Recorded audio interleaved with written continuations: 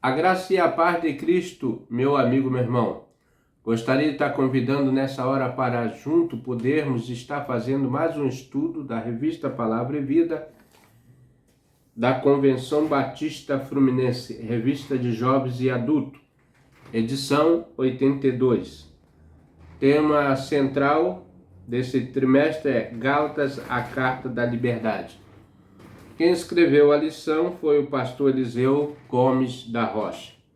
Nossos agradecimentos ao esse querido pastor pelas suas lições maravilhosas, né?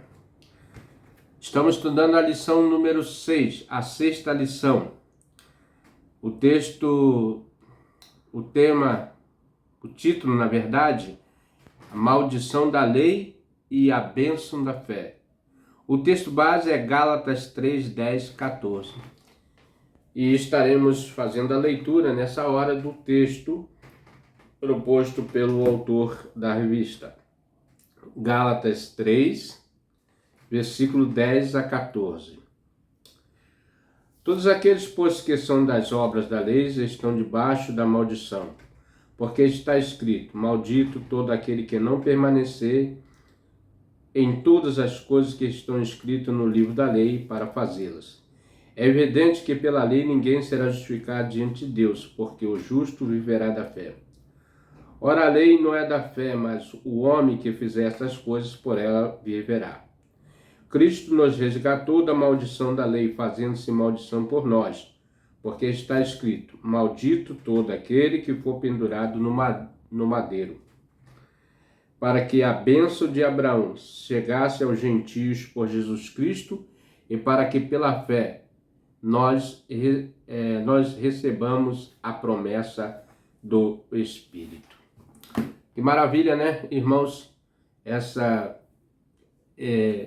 bênção de Deus, que o Senhor Jesus Cristo tomou o nosso lugar e fazendo maldito por nós e nos dando o direito à liberdade da fé.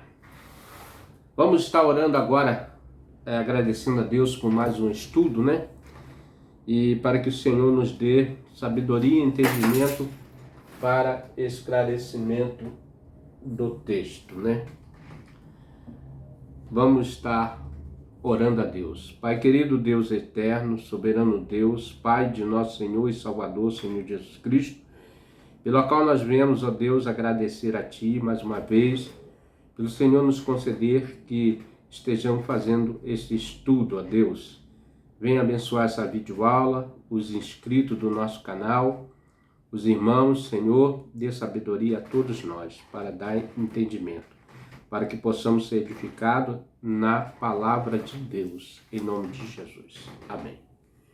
Então, irmãos, o objetivo dessa lição é para que nós possamos entender a libertação que Cristo realizou na cruz e nos libertando do jugo da lei através do seu sacrifício na cruz. E a natureza humana perdida que foi resgatada pela cruz, né? Então dá-nos o entendimento sobre como nós fomos libertos através das promessas de Deus. Nessa lição, Paulo oferece uma análise profunda da relação entre a lei e a fé. Ele inicia ressaltando que todos os que dependem da observância da lei estão sujeitos à maldição. Então Paulo nos traz aqui o conhecimento, irmãos, que todos que têm a observância, que observam, que guardam a lei, eles estão na maldição. Por quê? Porque está escrito aqui, como já foi dito, maldito todo aquele que não permanecer na lei, né? Não cumprir toda a lei. E o ser humano, irmão, ele não tem essa capacidade de cumprir, de obedecer fielmente aquilo que Deus nos propõe. Pois é impossível cumprir integralmente seus preceitos, né? Paulo destaca a universalidade do problema humano, argumentando que ninguém é capaz de alcançar a justificação mediante a lei. Então Paulo sempre está trazendo à tona que nós não temos essa capacidade, que o ser humano, que a humanidade não tem capacidade de vencer, porque é necessário um Salvador. No entanto, a mensagem transformadora emerge na revelação de que Cristo se transformou em maldição em nosso lugar, redimindo do jugo da lei. Então Cristo tomou o nosso lugar ali no sacrifício, né, que ele fez na cruz do Calvário para que nos libertasse da maldição da lei. E isso foi feito por nosso Senhor Jesus Cristo. Paulo ressalta que a magnitude da obra redentora e a liberdade que os crentes encontram em sua graça. Então, quando nós cremos e aceitamos a Cristo, somos libertos da maldição da lei. Porque a lei, ela não tem capacidade de salvar o ser humano. Ela só aponta para o Salvador. A lição baseada em Gálatas de 3, de 1,14, representa a base teológica sólida para compreender a reconciliação entre a humanidade e Deus por meio da fé em Jesus Cristo. Então somos reconciliados, somos ligados novamente, passamos a ter comunhão plena com Deus através da fé que temos no seu Filho. E qual foi o objetivo? Que Jesus ressuscitaria e nós também ressuscitaríamos. O grande feito, irmãos, do cristianismo é que nós cremos que um dia ressuscitaremos como Cristo assim ressuscitou.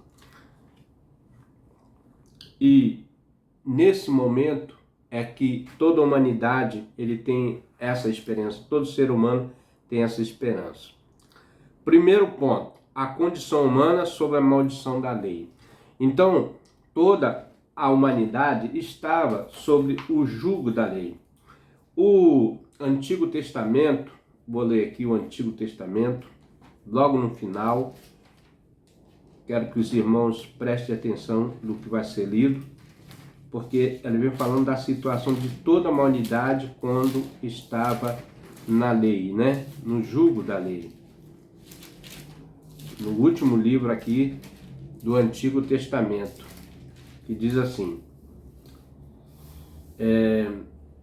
e eis que envio o profeta Elias antes que venha o grande e terrível dia do Senhor. Converterá o coração dos pais aos filhos e os corações dos filhos aos seus pais, para que não venha e fira a terra com maldição. Então, o Antigo Testamento ela termina com a palavra maldição, mas Deus enviará nos últimos tempos, né, o seu Filho, né, para que nós se convertamos a Deus, né? E foi exatamente o que Deus fez para com a humanidade, né? Quando enviou o seu Filho. Então, irmão, toda a humanidade estava sujeita à maldição. Somos confrontados com a dura realidade da condição humana sobre a maldição da lei. O apóstolo Paulo, nesse trecho, lança a luz sobre a incapacidade da humanidade de cumprir perfeitamente a lei e, consequentemente, de se justificar diante de Deus por meio das obras. Então, nós sabemos que pelas obras ninguém vai ser salvo, nenhuma carne vai ser salva, mas sim pela fé mediante ao Filho de Deus, a Jesus Cristo. E Paulo sempre enfatizando isso porque alguns queriam introduzir novamente sobre o jugo da servidão da lei, trazendo os velhos rudimentos, né? Os velhos preceitos. E a graça, o que é graça? Graça é um presente que nós não merecíamos, mas Deus nos deu gratuitamente, através do seu Filho. Foi nos dado grátis, mas Cristo pagou um grande preço na cruz do Calvário, né? Sofreu, padeceu, foi injuriado, zombado, cuspido, maltratado, humilhado, a fim de resgatar cada um dos seres humanos. Paulo destaca que todos quantos são das obras da lei estão debaixo da maldição. Em Gálatas 3,10, ele nos diz: todo aquele, pois, que são das obras da lei estão debaixo da maldição, porque está escrito: maldito todo aquele que não permanecer em todas as coisas que estão escritas no livro da lei para fazê-las. Então é impossível o ser humano ter a perfeição através da lei, porque nenhum ser humano foi capaz de obedecer plenamente a lei dada por Deus, por Moisés, né? Através de Moisés. Isso nos leva a refletir sobre a natureza perfeccionista da lei e como a nossa humanidade falha. Somos incapazes de cumprir todos os preceitos, né? A lei ou ritos religiosos não pode transformar o coração do homem. Somente a atuação do Espírito Santo de Deus pode fazer o homem entender que necessita de mudança e perdão. Então, o Espírito Santo é que nos convence da justiça, do juízo, do pecado, né? É ele que nos faz com que nós lembramos que somos pecador, que precisamos entregar a nossa vida ao Redentor, ao Senhor Jesus. As leis era impossível de serem guardadas por completo. Mesmo um judeu devoto e dedicado poderia, ao descumprir um pequeno item. Então, irmão, por mais que seria aquele homem cumpridor dos deveres, qualquer erro, qualquer vacilo poderia perder, assim, não ter êxito na salvação, porque não tem capacidade de salvar o ser humano.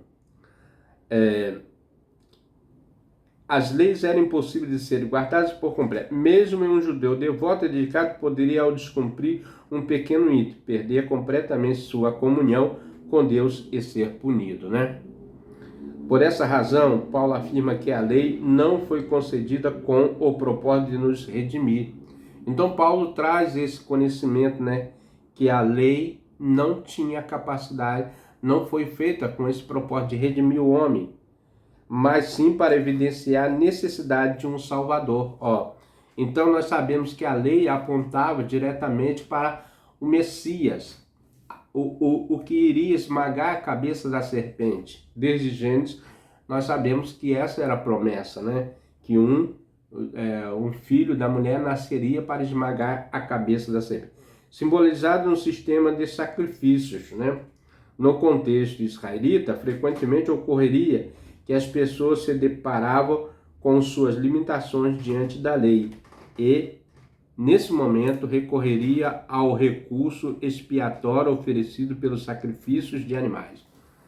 O que é o expiatório? É nada mais do que o sacrifício de animais, onde derramava o sangue daquele animal por expiação ou por sacrifício dos seus pecados, né? Através do derramamento de sangue nessas ofertas, ocorria a expiação do pecado, permitindo o perdão. Então, muitos eram perdoados através desse sacrifício. Isso esclarece que, mesmo no Antigo Testamento, a lei não era um meio de salvação, mas sim um sistema de sacrifício. Mesmo já naquela época, isso não dava o direito à salvação, mas era só um sacrifício, né? Era nesse sistema que o israelita encontrava-se as manifestações de misericórdia, graça e perdão e a possibilidade de reconciliação com Deus. Aqui ele não coloca que eram meio de salvação, mas sim a possibilidade. Um judeu que colocasse a lei como forma de salvação não teria entendido realmente o propósito dela, que era justamente apontar nossa limitação e pecaminosidade, né? Então ela só mostrava que nós éramos seres falhos, seres corruptos, seres que necessitava de misericórdia do Senhor. Hoje temos algumas pessoas que querem colocar código à salvação do tipo: não bebo, não fumo, não faço nada contra ninguém. entendendo assim a possibilidade de salvação sem passar pelo sacrifício da cruz. Então, irmãos, nós temos o entendimento que somente o sacrifício de Jesus, a forma de expiação da cruz que o nosso Salvador fez, é capaz de nos libertar. O sacrifício de Jesus Cristo crucificado é o único caminho para a salvação. Por isso que ele mesmo fala que ele é o caminho, a verdade e a vida. Ele é a porta pela qual as ovelhas devem entrar, né? E ele disse entrar e achará pastagens, né? Então, irmãos, nós sabemos que somente através de Jesus há salvação para a humanidade. Ainda que existam várias religiões no mundo, mas nós sabemos que só existe um Salvador e pela qual é o único nome, o nome do nosso Senhor Jesus Cristo. Segundo tópico, a redenção pela fé em Cristo. Então, nós somos redimidos, né? Cristo pagou o preço para nos libertar do pecado. Para Paulo, ninguém será justificado pela prática da lei. O justo viverá pela fé. Na lição passada, nós falamos sobre o pai da fé, o patriarca Abraão, modelo de fé, né? E os judeus questionavam que a lei, mas Cristo questionou que o Abraão foi salvo, né? O Paulo, né, foi salvo pela fé, né? Todos nós somos salvos pela fé. A lei era transitória, como é transitória, apontando para aquele que viria resgatar a humanidade. O justo viverá pela fé. Gálatas 3:11. E diz assim: e é evidente que pela lei ninguém será justificado diante de Deus. O que é ser justificado? Ser justificado é quando nós, a nossa dívida, não temos mais dívida, porque Cristo já pagou e perdoou os nossos pecados, né? E porque o justo viverá da fé. A palavra nos garante. É claro que podemos até conhecer pessoas que são boas em sua vida diária. Não traz seus cônjuges, fazem caridade e ajuda o necessitado. Isso nós vemos diariamente, esse tipo de pessoas, né? E como é que se diz? É louvável, né? Que essas pessoas façam isso. Poderíamos dar a eles até o título de justo, baseados naquilo que vemos aos nossos olhos, a parte externa. Então isso é o que nós vemos externa, por fora, né, dessas pessoas. Mas como ver o coração do homem? Como nós vamos ver se realmente ele não pratica essas coisas? Somente Deus tem esse poder de conhecer o que se passa na mente e na alma de uma pessoa. Então, Deus, o Espírito Santo, é o que sonda os rins e os corações, né? Então ele conhece tudo que se passa na mente e no coração do homem. Por isso que é necessário que sejamos pela fé. A prática da lei trabalha o merecimento. Caso você cumpra toda a lei, será bem-sucedido e abençoado. Caso descumpra, será punido, né? A justificação pela fé faz com que alguém se dedique a obedecer não por uma questão de recompensa, né? Mas sim por um ato de amor e fé. Você obedece por entender que não tem outro caminho, mesmo se a caminhada cair ou falhar. Deus, em sua misericórdia, possibilita a condição de retornar a começar diferente, novamente, né? Então Deus, ele é misericordioso, compassivo, e ele sabe que nós somos falhos, por isso que a graça é suficiente para libertar o homem do jugo do pecado. Porque, sinceramente, quando pedimos perdão a Deus, Deus está pronto a nos perdoar. Pode parecer estranho, mas alguns cristãos acreditam que tem mérito diante de Deus, né? Nós vemos isso constantemente, pessoas que acham, por ser boazinhas, por ser praticantes de algumas coisas, pode ser Saulo. Participam de cultos, são frequentadores de eventos, possuem cargos nas convenções e templos no membro de uma igreja. Nenhuma dessas práticas pode trazer para nos justificação. Somente o Cristo crucificado pode proporcionar esta alegria. Da mesma forma, praticar todas essas coisas só seria possível mediante a fé em Cristo. Então, irmãos, nós sabemos que só Jesus Cristo salva o ser humano. Só Jesus Cristo tem capacidade de perdoar os pecados. Para que um homem participe da santidade de Deus, se faz necessário uma operação do Espírito Santo. Somente Deus pode produzir a conversão e a mudança de um coração, né? Essa é uma transformação moral que lança os alicerces para uma transformação física, ética e social. Não são as leis que assim atuam, somente a fé produz o caminho para a transformação no coração do homem, dando liberdade para que o Espírito Santo atue em qualquer situação, né? Então, quando o homem entrega o seu coração a Deus, ele dá a liberdade ao Espírito Santo para atuar na sua vida e ter o controle da sua vida. Para Paulo, a fé era a fonte verdadeira de uma vida transformada. Não a lei, não o legalismo, ou as cerimônias, ou os sacramentos, né? Então, irmão, nós vemos aqui que a redenção pela fé é em Cristo, né? Não há outro nome pela qual devemos ser salvos, só no nome santo do nosso Senhor Jesus Cristo. A transformação da maldição em bênção pela fé. Esse é o propósito, né, de abençoar. A sentença da bênção de Abraão se refere ao pacto mediante o qual todas as nações seriam abençoadas, mas sempre com a ideia da bênção da salvação, como encontramos no Novo Testamento, em Hebreus 2:3. Vamos lá para Hebreus 2:3. Hebreus 2:3. A quem constituiu, vou ler Hebreus, né?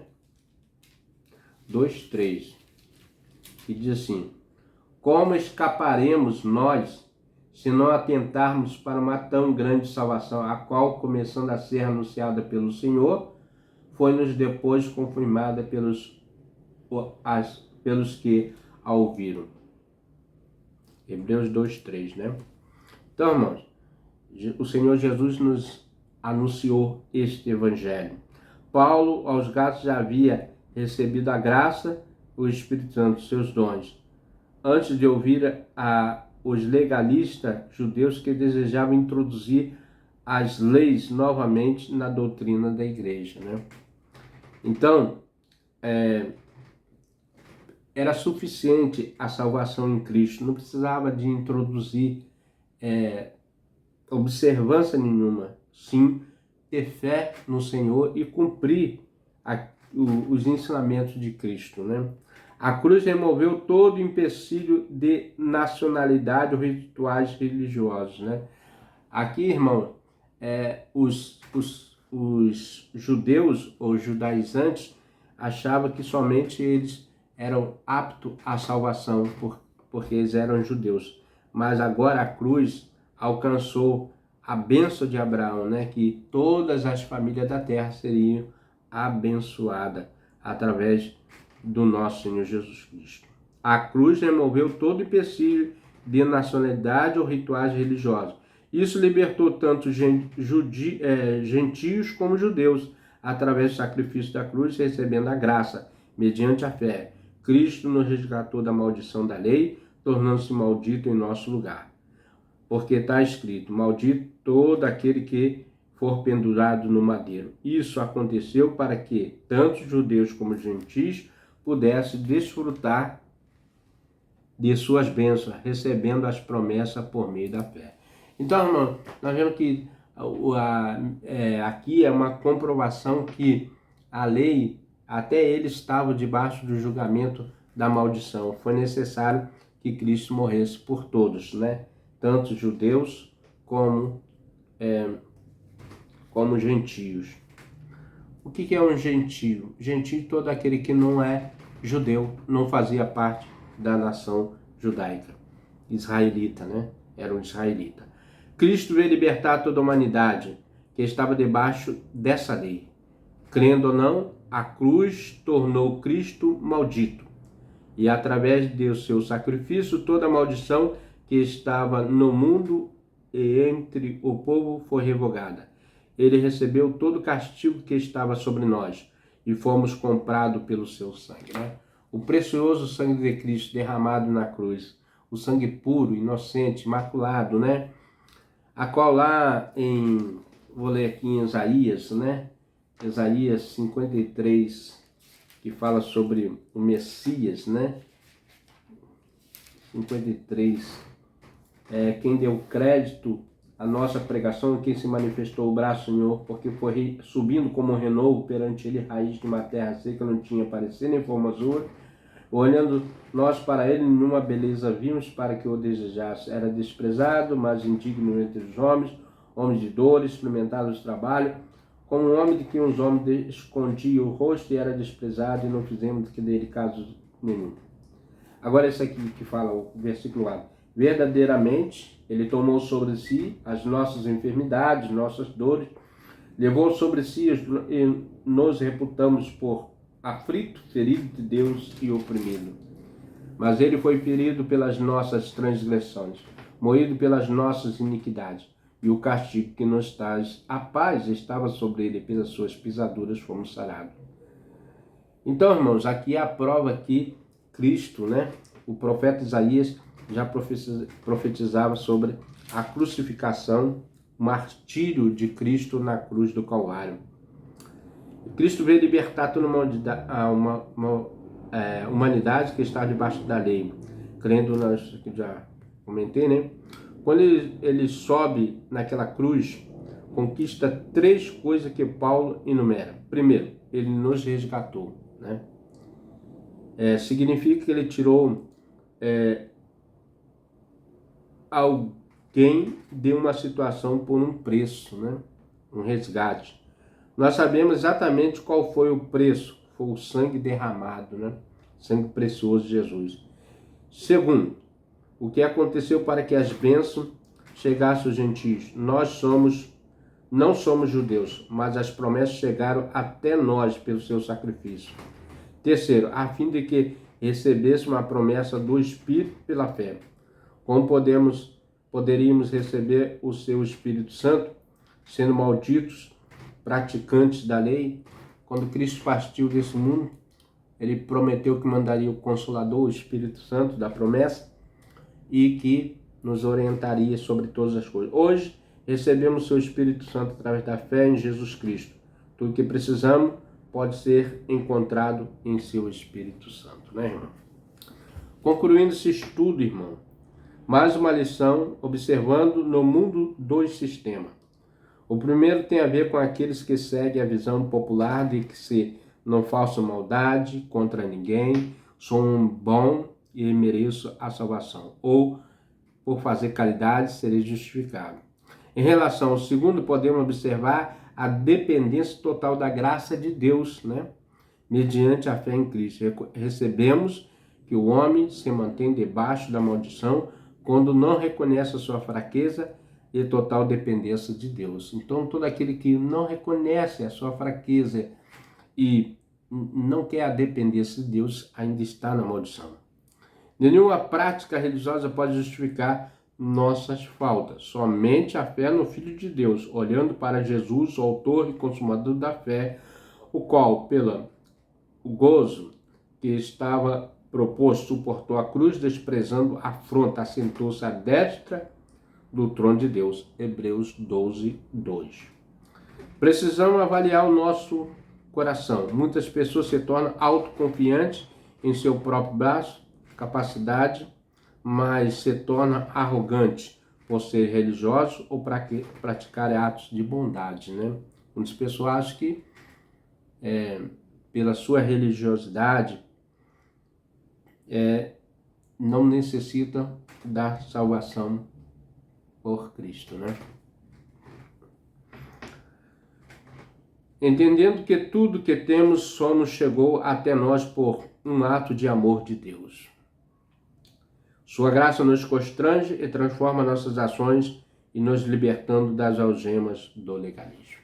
Irmãos, que nós possamos abraçar a graça, a fé redentora de Cristo e reconhecer que somos limitados, somos fracos, somos pó e cinza e necessitamos da misericórdia do nosso Senhor Jesus Cristo.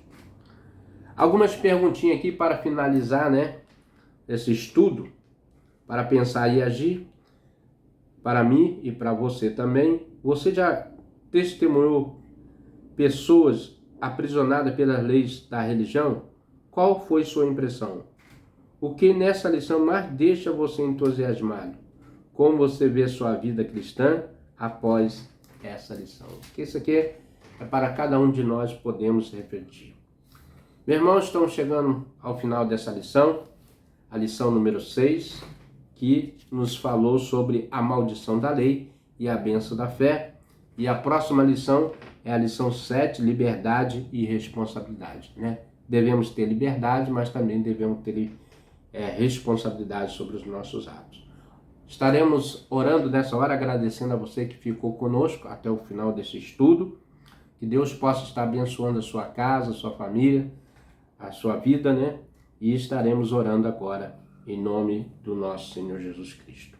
Pai querido, Deus eterno, mais uma vez entramos na sua santa e bendita presença. Queremos agradecer, ó Deus, a todos que nos acompanharam nesse estudo, ó Deus, pela liberdade com que o Senhor nos deu de falar do teu amor através dessa videoaula, Senhor. Que o Senhor possa estar abençoando através do Espírito Santo e que as almas que aqui, Senhor, passarem possa ser enriquecida, ó Deus, através dessa lição que o nosso querido pastor Eliseu Gomes da Rocha nos trouxe, ó Deus.